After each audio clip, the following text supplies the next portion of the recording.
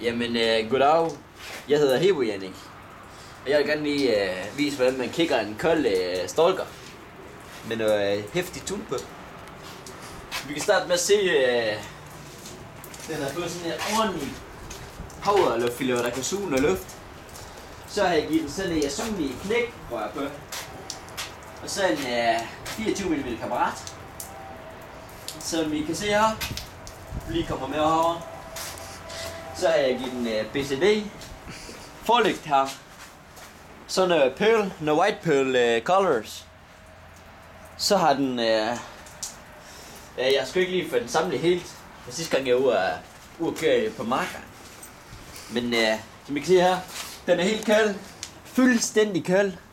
Jeg har ikke haft liv i den, faktisk siden jeg fik den. Og det er ved at være, ja, 9 år siden, faktisk. Så jeg vil lige vise jer, hvordan man kigger sådan en her. Du har selvfølgelig en lang nøgle. Så sætter du i her. Så giver du lige noget choker her. Så bliver den lige ned her. Så skal du kigge én gang på en stalker. One time.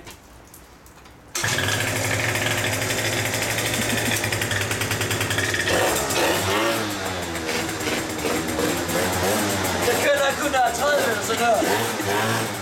Jeg tror, den kører 130. Så rykker den bare. Så går den bare på baghjul. Gå der væk, Pede. Gå der væk, Pede. Gå der væk. Gå der væk. Det er min lillebror, han er så mega nederen. Når vi ikke har en scooter selv, så skal han bare ind. Og så have dem, der har. Så er det nok lige mig, der går ud over her. Så ja.